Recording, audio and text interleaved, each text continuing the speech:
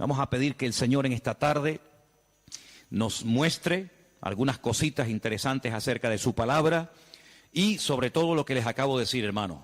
Estar preparados, tener respuestas correctas, adecuadas, para que cuando los inconversos, la gente que no conocen al Señor, vengan a hacernos preguntas, nosotros podamos responderle correctamente. Bendito sea Dios.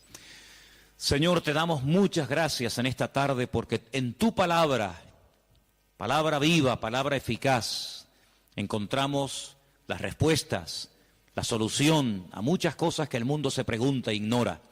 Te pedimos, Dios mío, en el nombre bendito y poderoso de tu amado Hijo Jesús, que todo lo que compartamos en esta tarde sea de bendición, sobre todo para los que están buscando la verdad, para los que quieren adquirir conocimiento y conocer la verdad, verdad que les hará libres. Ayúdanos en esta tarde, Señor, a la luz de tu palabra, a dar respuestas a tantos interrogantes y preguntas que la gente tiene hoy en día. Nos ponemos en tus manos y pedimos que nos des luz y claridad en tu palabra, para que podamos, Dios mío, creer adecuadamente, estar firmes en la fe, sin titubear, sabiendo en quién hemos creído. Ponemos este tiempo de estudio en tu palabra, en el nombre bendito de Jesús. Amén y amén. Bendito sea el Señor. Hermanos, quiero llevarles a 4 textos para comenzar. Y el primero va a estar en Jueces capítulo 11. Nos vamos a lo que llamamos Antiguo Testamento, al capítulo 11 del libro de los Jueces. Y vamos a leer concretamente el versículo 40. Jueces, repito, capítulo 11, versículo 40. Y dice la palabra del Señor lo siguiente. Presten atención a lo que dice ahí nuestro Dios. Jueces 11, 40. Y se hizo costumbre en Israel que de año en año fuesen las doncellas de Israel a endechar a la hija de Jefté, Gaaladita, 4 días en el año. Fíjense la palabra costumbre. Se hizo costumbre, no era costumbre hasta ese tiempo. Antes nadie se iba 4 días por el campo, por el monte, a llorar, a endechar a la hija de nadie. Pero ocurrió algo, ustedes conocen que Jefté hizo un juramento que fue una auténtica locura, y fue la de presentar a su hija en sacrificio al Señor. Y entonces dice la palabra de Dios que a partir de ese día se convirtió en una costumbre en Israel que las jóvenes, que las chicas se fueran por los campos llorando, endechando, lamentándose de lo que le había ocurrido a la hija de Jefté. ¿Era un mandamiento bíblico? ¿Era algo que Moisés enseñó al pueblo de Israel en el desierto? No. Sino que se hizo costumbre. Empezaron un año y otro año, una generación y otra generación, hasta que aquello se convirtió en una costumbre. Y quiero en esta tarde que ustedes se den cuenta de que una cosa es la costumbre, la cultura, las tradiciones, y otra cosa muy diferente es lo que manda y ordena el Señor en su palabra. A nosotros nos tiene que dirigir la palabra de Dios, no las costumbres de las naciones. No es que esta costumbre, esta tradición lleva 500 años celebrándose en mi país o donde sea. Bueno, los años que se llevan celebrando las costumbres, cualquiera que sean, no le dan credibilidad a la costumbre. Durante muchos siglos era normal salir a una plaza pública y torturar o quemar a una persona, y todo el mundo iba como si fuera un espectáculo público, ¿verdad? Porque era la costumbre de la época. Bueno, pero eso no significa que como era la costumbre, pues está bien. Cuidado, la palabra costumbre, hábito, aparece desde un punto de vista positivo y desde un punto de vista negativo. Por ejemplo, la Escritura dice en el Evangelio según San Lucas que el Señor Jesucristo, conforme a su costumbre, iba el sábado a la sinagoga. Bueno, pero es que hay costumbres buenas, ¿sí? Y hay costumbres malas. En este caso era una costumbre que no tiene nada que ver con la palabra, pero como ya la gente lo hacía, pues el otro lo hacía y el otro lo hacía, y yo creo que ya después de años ni la gente sabía realmente el origen de esa costumbre, pero ya como que formaba parte de la cultura de la época. Quédense con ese detalle. Nos vamos al libro de Isaías, capítulo 2. Libro de Isaías, capítulo 2, versículo 6. Y dice lo siguiente, un texto, por cierto, muy interesante. Isaías 2, versículo 6. Ciertamente tú has dejado tu pueblo, la casa de Jacob, porque están llenos de costumbres traídas del oriente y de agoreros, como los filisteos que pactan con hijos de extranjeros. Uno de los reproches que el profeta Isaías lanzaba en la época en la que él le tocó servir al Señor en su ministerio es que ustedes se han llenado de costumbres que no son costumbres con una base bíblica, no son costumbres basados en un mandamiento de la Escritura, sino en costumbres, como dice aquí, importadas, traídas de Oriente, que no tienen nada que ver con ustedes. Por ejemplo, aquí en España, país en el que vivimos, pues se ha metido con una fuerza tremenda una fiesta, que era una costumbre de pueblos paganos, dicho sea de paso, que se ha celebrado hace poco, la famosa fiesta de Halloween, y tú estudias la historia de nuestros pueblos, aquí hay hermanos de otros países de Latinoamérica, y Halloween no tiene absolutamente nada que ver con la cultura latina, absolutamente. Halloween no tiene nada que ver ni con Argentina, ni Uruguay, ni Venezuela, ni Cuba, ni España, son costumbres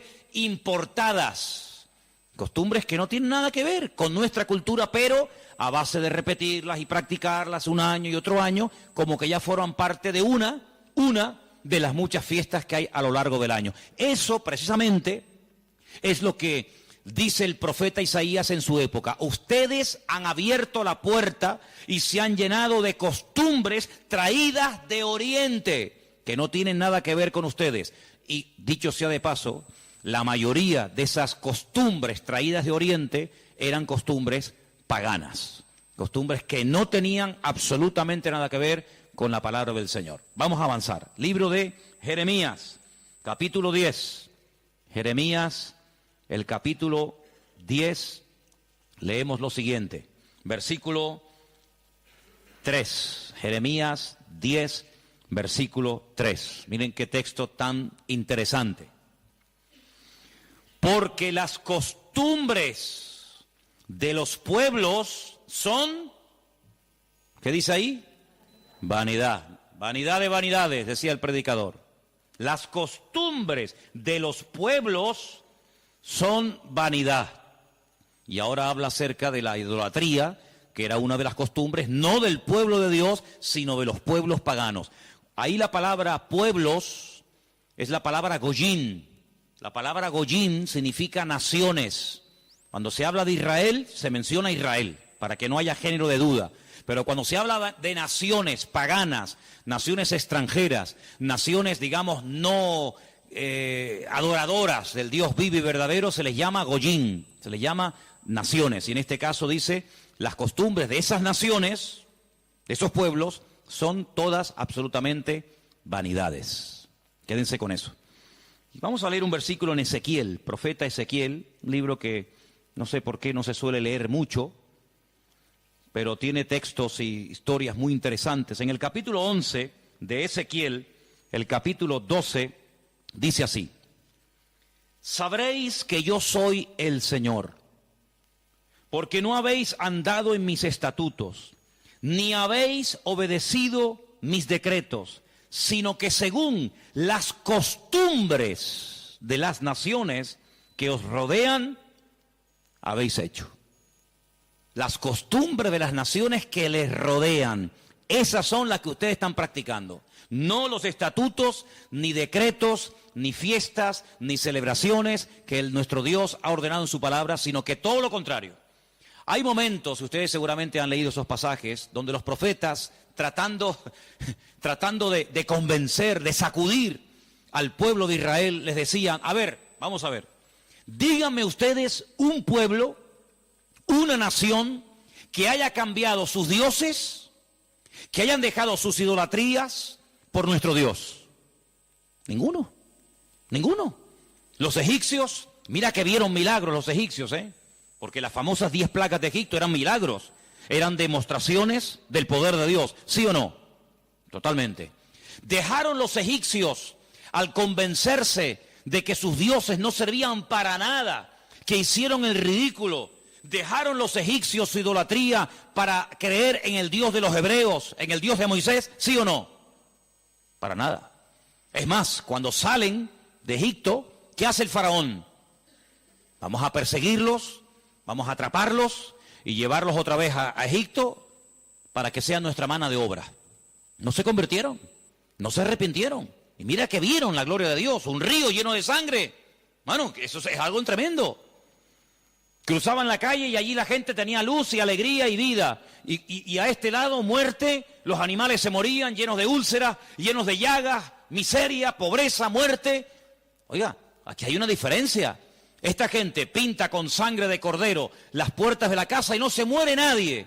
Y nosotros, los poderosos egipcios, incluido el faraón, se mueren todos los primogénitos. ¿Te parece poca diferencia? Y así podríamos hablar de otras, ¿verdad? Se convirtieron, dejaron su idolatría por el Dios de Abraham, de Isaac y de Jacob. No. Daniel, en Babilonia, ¿cuántas veces vieron la gloria de Dios a aquella gente? Vieron a Daniel sobrevivir toda una noche y no ser atacado por los leones cuando lo metieron en el foso. ¿Se acuerdan, sí o no? Vieron a aquellos 3 jóvenes que les habían cambiado el nombre, que no se quemaron dentro del horno de fuego. ¿Cambiaron? ¿Recapacitaron? Ninguno. Dice, ¿cómo es posible que ustedes habéis podido comprobar que ninguna nación ha dejado sus dioses, su paganismo, para creer en nuestro Dios, y sin embargo ustedes sí lo han hecho?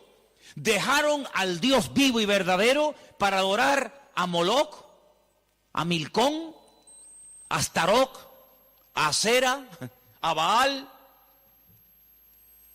¿Cómo puede ser eso? Pues eso fue lo que pasó.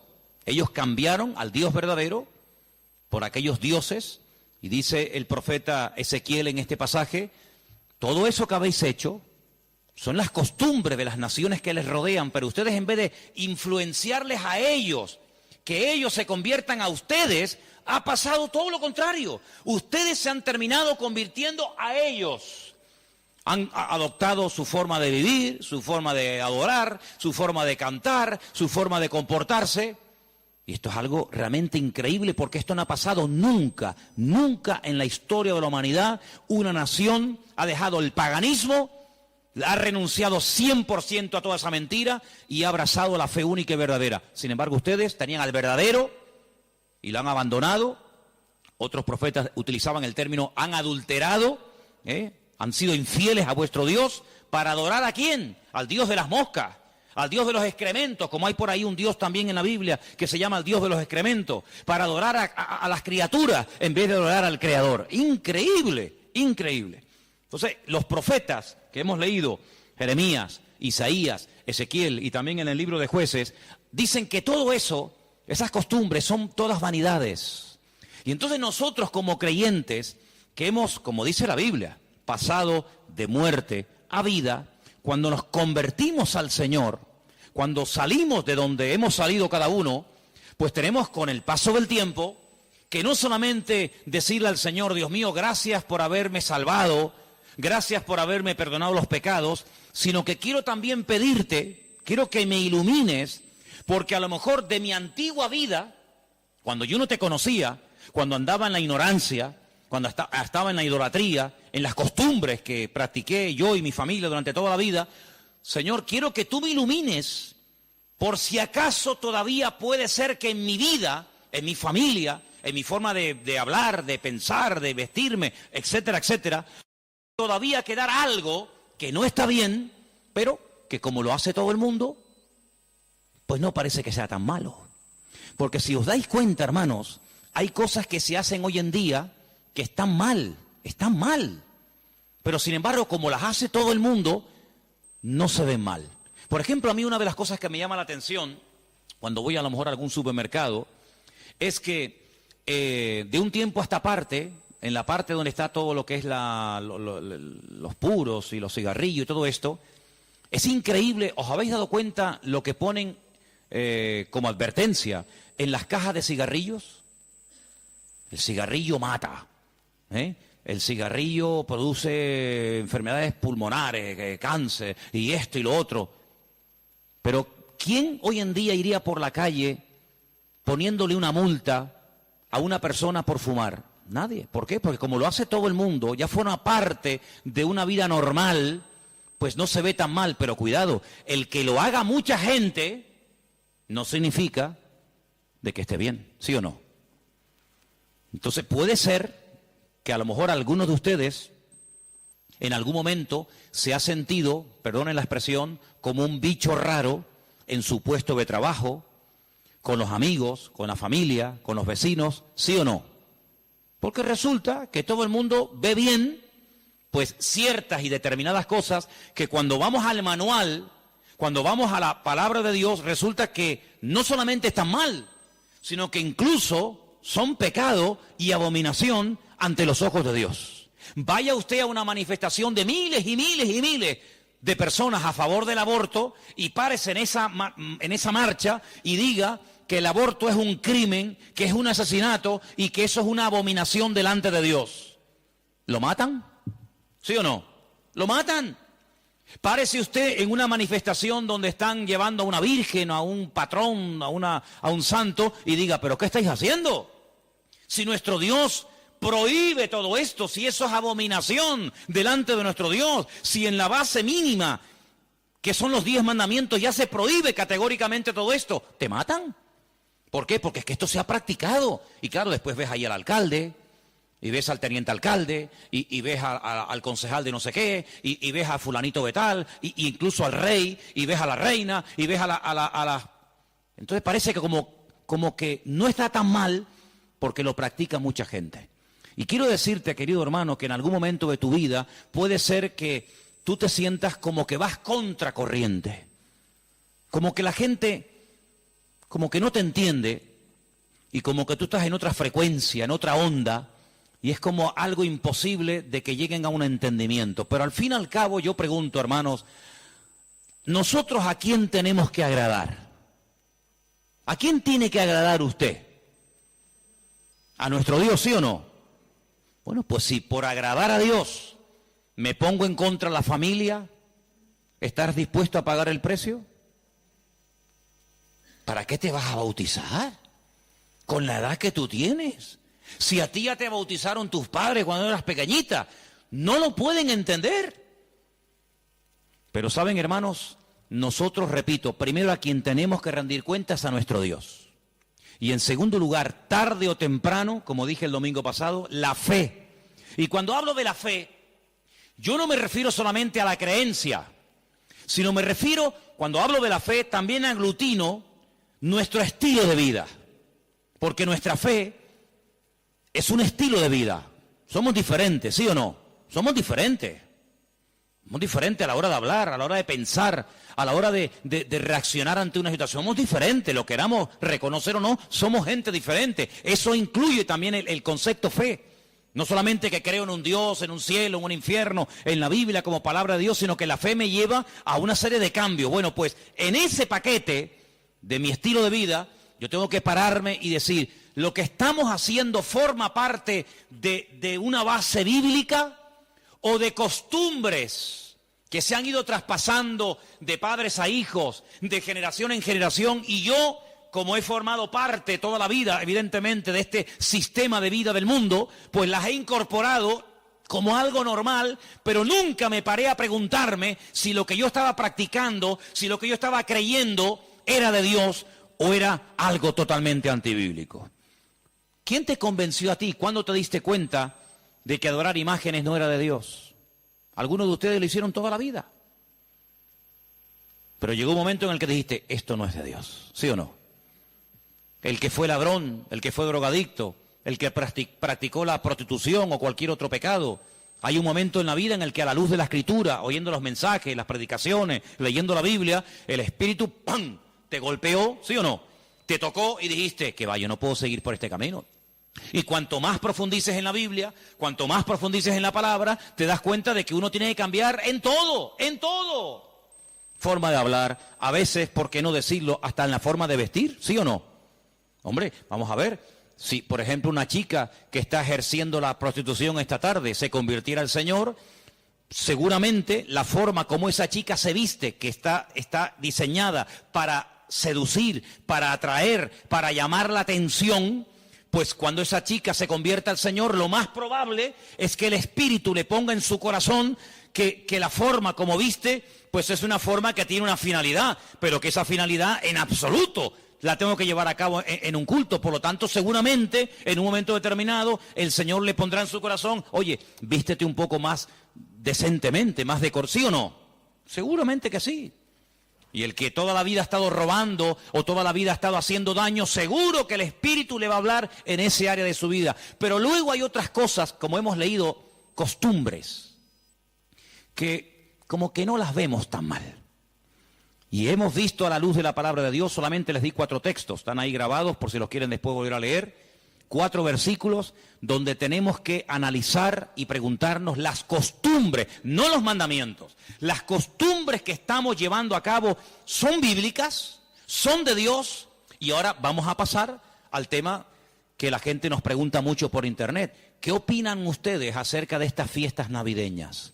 ¿Puede un cristiano? ¿No puede un cristiano? ¿Está bien esto? ¿Está bien aquello? Bueno, lo primero que tenemos que partir de la base es la siguiente. Nadie, absolutamente nadie, desde que el cristianismo o desde que Cristo vino a este mundo, y mira que lo han intentado, nadie sabe exactamente el día en el que nació el Señor Jesucristo. Nadie. A lo largo de la historia se ha especulado, incluso, si ustedes se meten a estudiar este tema, incluso algunos llegaron a predicar y a enseñar en sus respectivos congregaciones o ministerios que Jesús nació entre marzo y abril.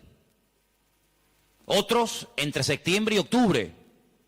Y así diferentes opiniones. Por lo tanto, partimos de la base de que, lógicamente, el Nuevo Testamento, porque el Antiguo no te lo va a decir, porque no había nacido, el Nuevo Testamento en ninguna parte te dice exactamente el día en el que el Señor Jesucristo nació. Nadie sabe absolutamente nada. Sí sabemos que murió en una época en la que los judíos estaban celebrando una fiesta llamada la Pascua. Sí sabemos que hay una fiesta que nosotros la conocemos como Pentecostés, que su nombre original es Shavuot, la fiesta de las semanas, que el Señor la utilizó para que en ese día concretamente, pues aquel grupo que había en aquella casa fueran llenos del Espíritu Santo. Eso sí lo sabemos. También podemos saber con exactitud que el Señor Jesucristo, la noche que fue entregado y en ese lapsus de entre una hora y otra, y fue a ser crucificado, se estaba celebrando la fiesta de los panes sin levaduras que se unía a la de la Pascua. Todo eso está clarísimo. Y sabemos pues cuándo hay que celebrar la fiesta de la Pascua y la fiesta de Pentecostés y la fiesta de los tabernáculos. Todo eso lo sabemos porque está estipulado en la Biblia. Y te dice, contarás desde tal día a tal día, tanta semana. ¡Pum! Y eso es matemático.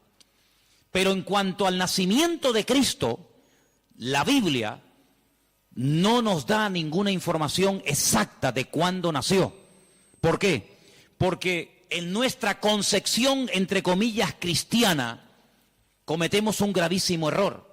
Y es que Jesucristo nació en un contexto judío, no en un contexto cristiano. Jesús nunca fue a ninguna iglesia evangélica, él toda la vida fue a sinagogas. Jesús nunca practicó costumbres cristianas, las costumbres que él practicó y su padre y su madre y sus antepasados eran costumbres judías, ¿verdad? Por lo tanto, para nosotros se comienza a contar desde el nacimiento del niño y dice, bueno, el niño nació el 2 de octubre, pues al año que viene, el día 2 de octubre, el niño cumple un añito, ¿sí o no? En la mentalidad judía no se cuenta el tiempo así.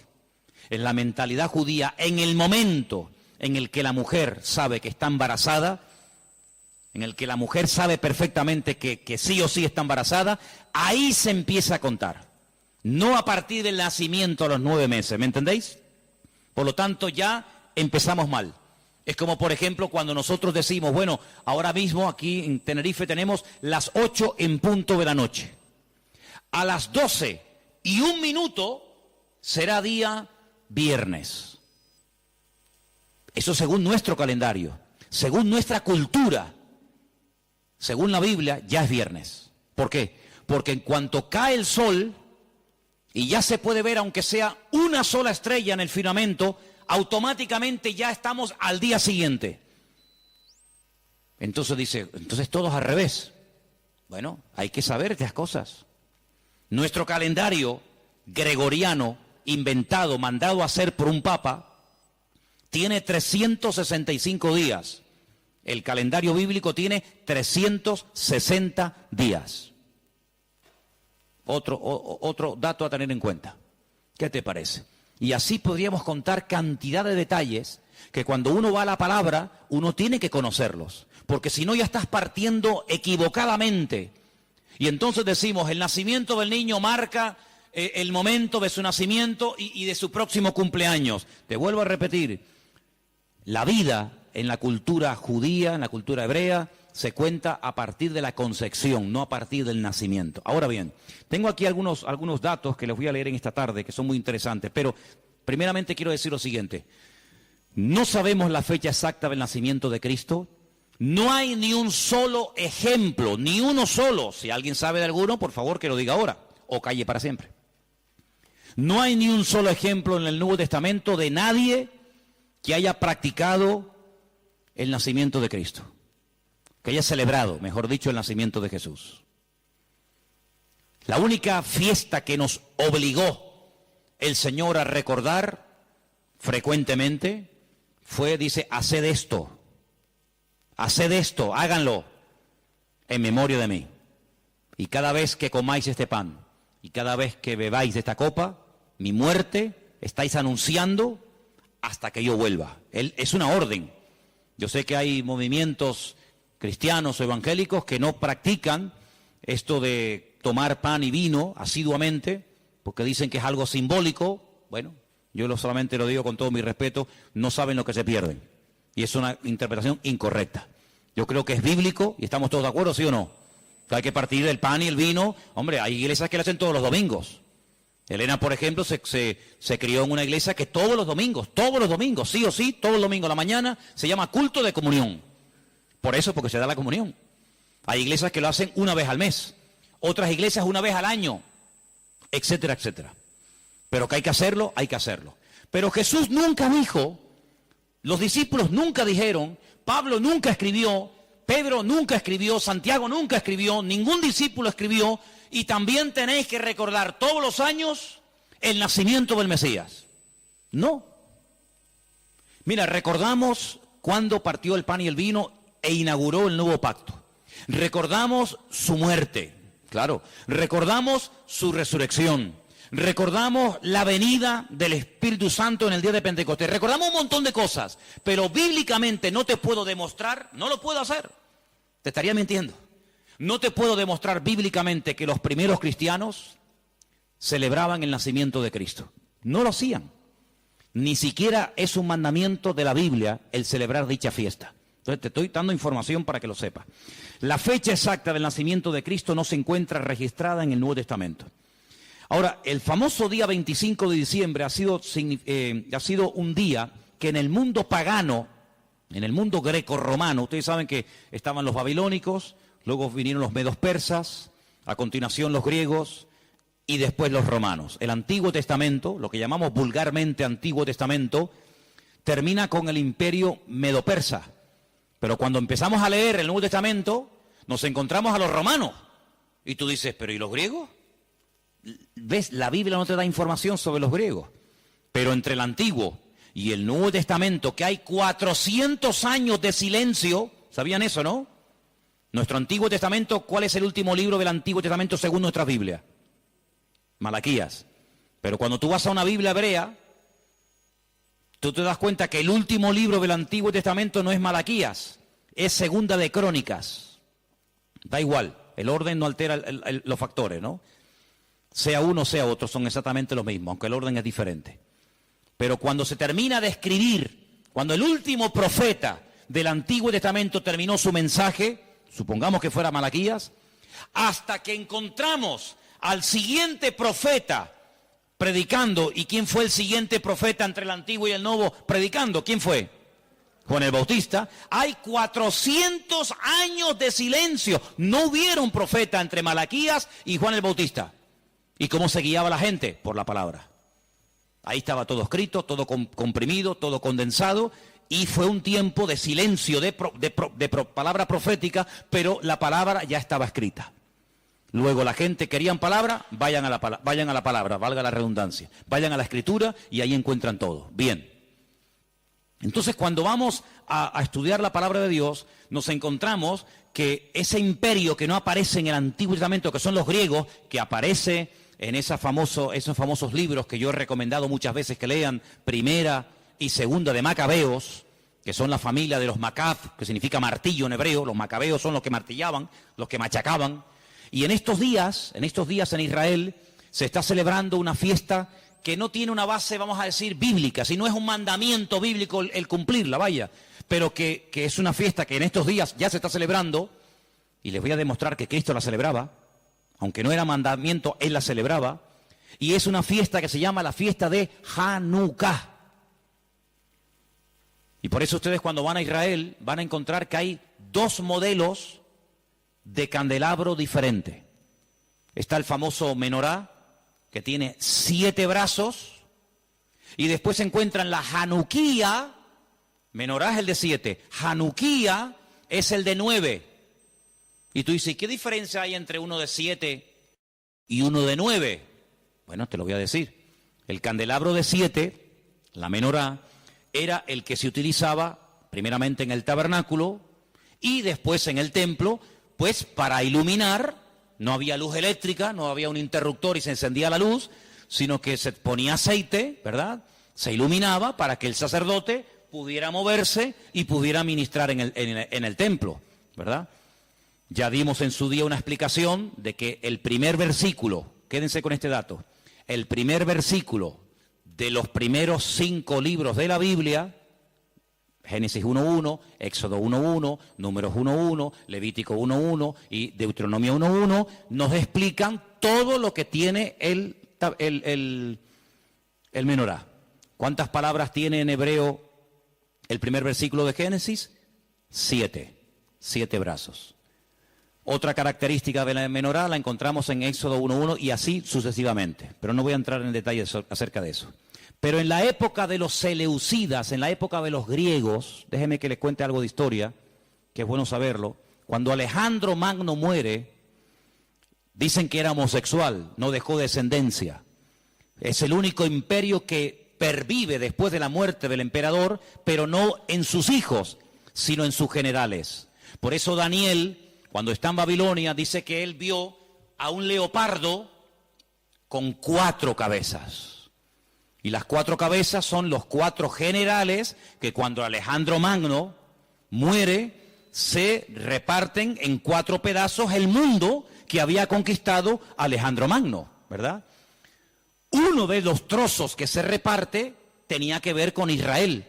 Y allí estaba el famoso Antíoco Epifanes, que era terrible, terrible. Ese fue el que se atrevió a meter a un cerdo dentro del lugar santísimo y sacrificarlo y de esa manera, humillar y avergonzar a Dios y en fin, tantas cosas, ¿no? Esa es la famosa abominación desoladora, la profanación del lugar santísimo. En esa época de los griegos había una familia compuesta por una serie de hermanos que se propusieron restaurar la vida política y espiritual de Israel. Los griegos dominaban, el templo lo habían convertido en un gimnasio, habían impedido los sacrificios y aquello era un desastre. Esta familia se levanta, primero un hijo, después el otro hermano, todos murieron como mártires, es una historia tremenda. Y estos macabeos, que no se llamaban macabeos, sino una especie de apodo, los que martillaban, los que golpeaban, pelearon militarmente, cuerpo a cuerpo con los griegos y los derrotaron, los vencieron, los echaron de Israel y restauraron el culto en el templo. Pero resulta que el aceite que se utilizaba para las lámparas del candelabro, en este caso de la menorá, no llegaba, porque lleva un proceso y se tarda un tiempo en elaborar ese aceite específico para la menorá. Había muy poco aceite. ¿Qué ocurrió? Oraron al Señor y el Señor hizo que la poca aceite que quedaba durara milagrosamente más tiempo de lo que habitualmente duraba. A partir de ese momento, para recordar el milagro de que el Señor permitió que el aceite durara más tiempo de lo habitual, se comenzó a celebrar la fiesta de la Hanukkah, la fiesta de las luces, la reinauguración del templo. Entonces, en esta época del año, para recordar ese milagro, se enciende con la vela del centro, cada día una vela diferente, hasta llegar a 9 velas, porque ese fue el tiempo que duró el aceite. Y eso es lo que significa la fiesta de Hanukkah. Ahora ustedes pueden ver, dice, y Jesús subió al templo a la fiesta de la dedicación del templo. Y tú dices, ¿qué fiesta es esa? Porque ahí no dice Pascua, ahí no dice Pentecostés, ahí no dice tabernáculo, dice a la fiesta de la dedicación del templo. Pero si el templo ya estaba inaugurado cuando Cristo vivía. Pero era la fiesta en la que se recordaba la reinauguración del templo cuando los macabeos derrotaron a los seleucidas, a los griegos, y entonces esa era la fiesta de Hanukkah que Cristo la celebraba, Juan capítulo 10. Entonces Cristo, que sabía la historia de esa fiesta, dice, yo soy la luz del mundo.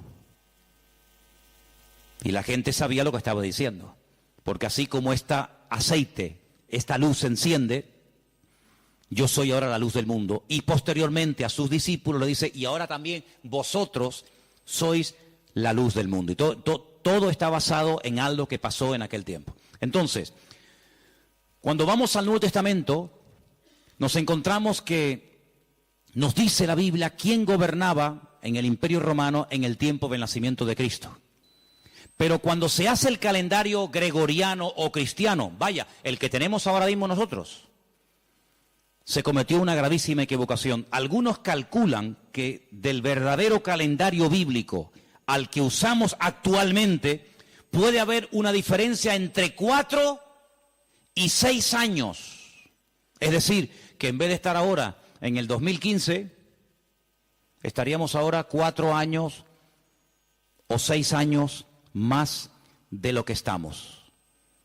Y eso es bueno saberlo, porque la Biblia nos da datos acerca de lo que va a ocurrir en cada tiempo, y por eso estamos viendo profecías cumplidas nosotros en este momento, que tú dices, pero no me encaja el tiempo. Claro, no te encaja el tiempo si te llevas por el 2015, pero si te llevas por el calendario bíblico, te encaja todo de una forma maravillosa, porque Dios no se mueve con el calendario inventado por don Gregorio, sino Él se mueve por el calendario inventado y creado y dado por Él en su bendita palabra. ¿Cuántos dicen amén? Entonces, sigo leyendo esto que está muy interesante. La historia de la Navidad parece tener los primeros antecedentes entre el 320 y 353 después de Cristo. Es decir, que hasta el 350 y pico después de Cristo, ningún cristiano, ninguna iglesia practicaba o celebraba lo que vulgarmente llamamos la Navidad. Durante más de 300 y pico de años, esto no existía. ¿Qué te parece? Yo dije un día que si ustedes quieren ver la transformación terrible que experimentó el cristianismo, tienen que leer detenidamente lo que pasó en el Concilio de Nicea. Ahí en Google, se meten, Concilio de Nicea, estudien, lean lo que allí pasó. El cristianismo del 300 para atrás era diferente al cristianismo que se vive hoy en día del 300 y pico hasta nosotros. Todo cambió, hermanos, todo cambió. Entonces fue en esa época, en ese tercer siglo, cuando se comenzó a decir que Cristo había nacido el 25 de diciembre. ¿Por qué? Porque era la fiesta, era el día más pagano del año. Se celebraba el culto al dios Saturno, y el dios Saturno era el dios de las cosechas, y era un día de celebración, pero de celebración pagana, de sacrificios en agradecimiento al dios Saturno. Era el solsticio de invierno en el hemisferio norte, y ahí dijo alguien, bueno, vamos a utilizar el día más pagano del año cuando se adora al sol, vamos a utilizarlo y lo vamos a cristianizar para que de esa manera también nosotros los cristianos formemos parte de la festividad y de la alegría a nivel mundial. Desde finales del siglo IV, finales del siglo IV, el cristianismo comienza con la famosa tradición de la Navidad, y el Papa Julio I dijo que Jesús había nacido el 25 de diciembre. ¿De dónde lo sacó? De ninguna parte, se lo inventó, porque la Biblia no dice que Jesús nació el 25 de diciembre, pero él, como era el Papa, cualquiera le llevaba la contraria. Era el día en el que se celebraba, como acabo de decir, el solsticio de invierno en la antigüedad, y era el día en el que las costumbres y las tradiciones heredadas, las costumbres y mitos y leyendas más aberrantes se llevaba a cabo, y entonces se utilizó para que la gente supiera que también Cristo había nacido en esa época, y de alguna manera pues utilizar el paganismo, utilizar las festividades, pues para decir, bueno, Cristo también nació en esta época, ¿no? En el año 540, un monje llamado Dionisio, cuyo apodo era el Exiguo, en el cálculo de las fechas propició la fijación de una fecha errónea en cuanto al nacimiento de Cristo. El error incluso hasta en el año, porque se cree que Jesús nació 4 o 6 años antes de lo que realmente esta gente decía. El tema de las fechas, ya hemos dicho, es algo muy controvertido, pero al final se llegó a la conclusión de que Cristo había nacido en esa época, y los cristianos comenzaron a practicarlo como parte de la cultura o de la tradición. Hay muchos relatos en los que cuenta la historia que miles y miles de cristianos se dejaron matar, quemar, crucificar y torturar hasta la muerte porque se negaban a celebrar la famosa Navidad el 25 de diciembre. Así que hermanos nuestros en la fe han muerto quemados, torturados y crucificados por negarse a formar parte de una fecha inventada, creada por el hombre, rodeada de paganismo, donde una de las costumbres que había era sacrificar toros, sacrificar animales, cortarle los testículos a estos animales y colgarlos en los árboles. De ahí viene la famosa costumbre de colgar bolitas en los árboles, de la costumbre pagana de aquellos degenerados griegos y romanos que hacían este tipo de ofrendas y de sacrificios a sus dioses, y de ahí pasó. Luego se prendía fuego al árbol, pero claro, prender fuego al árbol, pues en una casa particular es una temeridad, y entonces a alguien con el paso del tiempo se le ocurrió ponerle un montón de luces para que represente aquel fuego, que evidentemente no se puede hacer hoy en día por sentido común, pero entre las bolitas y el fuego que se pone, las luces que se pone, pues es lo más parecido a aquellas bolitas que se ponían colgadas en los árboles, y al mismo tiempo las luces representan el fuego, que por cuestiones obvias no se pueden poner hoy en día. Así que Jesús no nació el 25 de diciembre, pero escuchen esto porque es muy interesante. La explicación más consistente de los historiadores es que el origen de la Navidad se tomó entre el siglo III y IV, ya lo hemos dicho, ¿verdad? ¿El porqué de la elección de esta fecha? Bueno, se relaciona con la necesidad de la reciente oficializada religión cristiana de imponerse sobre las tradiciones de los cultos paganos romanos. En aquel tiempo el mundo estaba dominado por el Imperio Romano, se adoraba a Saturno, como el Imperio Romano a través del emperador Constantino supuestamente se había convertido. Dejemos de celebrar en el 25 de diciembre la fiesta a Saturno, pero claro, ahora está todo el mundo acostumbrado a practicar el 25 de diciembre a Saturno, ¿y ahora qué hacemos? Ahora somos cristianos. Bueno, pues sigamos celebrándole igual, pero a Saturno ya no podemos, somos cristianos. Bueno, a Saturno no, a Cristo. El mismo perro, pero con distinto collar.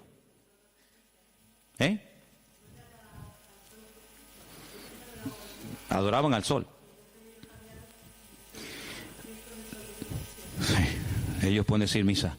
Los papas eligieron el 25 de diciembre como día del nacimiento de Jesús, como una estrategia para el proceso de expansión del cristianismo, en el que sistemáticamente se buscó absorber y fusionar toda celebración de ritos paganos con las nuevas creencias o fe de los cristianos. Por lo tanto, bíblicamente, si alguien te para en la calle y te dice que la fiesta de la Navidad, que se suele celebrar el 25 de diciembre, tiene un trasfondo pagano, no se te ocurra llevarle la contraria, ni decirle que no es así, porque vas a hacer el más rotundo ridículo. Efectivamente, el día 25 de diciembre era una